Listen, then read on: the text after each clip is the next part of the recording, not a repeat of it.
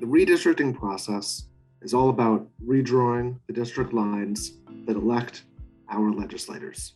And it happens at every level of government, from the United States Congress to state legislatures, right on down to local county commissions, city councils, and school boards.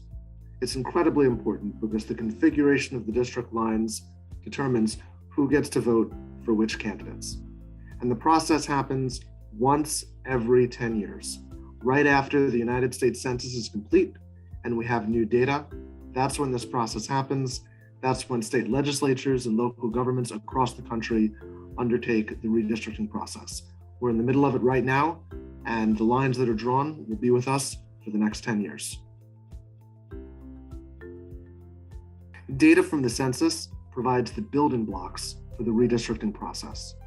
Every time that new lines are drawn, every time that districts are reconfigured, the folks who do that work look to the census to determine where people live and ensure that the districts have roughly the same number of individuals, the same number of people in each district. All of that data comes from the 2020 census, and that's why this process only happens once every 10 years, because we need to wait for the next census to have new data to do it again. In many, many cases, the configuration of district boundaries will have a major effect on who gets elected, and the racial justice implications are dramatic. Imagine, for instance, a community of Black voters that's big enough to elect a candidate of their choice in one district.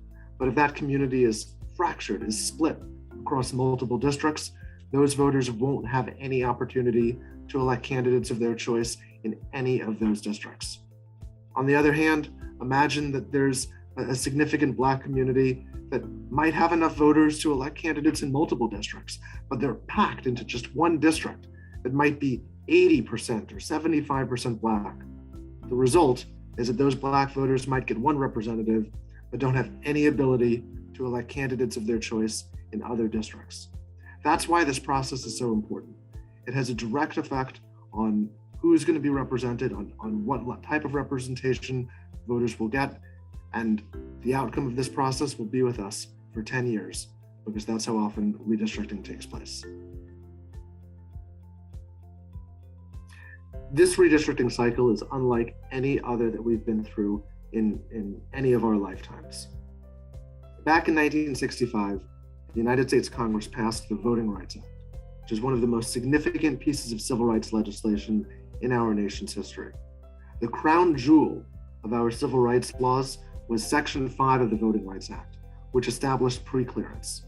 What this meant was jurisdictions with a history of racial discrimination in voting would need to get pre-approval or pre-clearance from the Department of Justice or a federal court before making any changes to their voting rules. This was really significant for redistricting because it required any new district maps in covered jurisdictions to go through the Department of Justice or a federal court.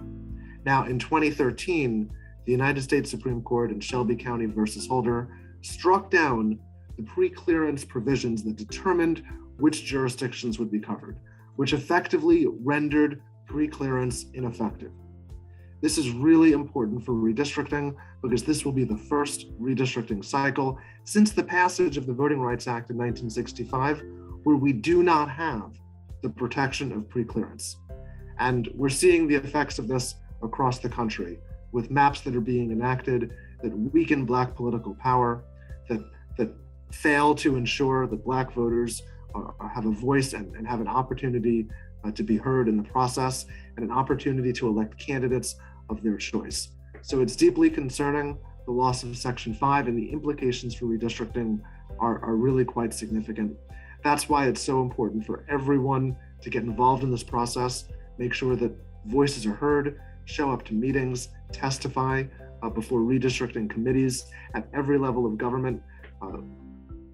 We can't get pre-clearance back through the courts, but we can monitor the process and be engaged and make sure that elected officials know that they're being watched by advocates across the country.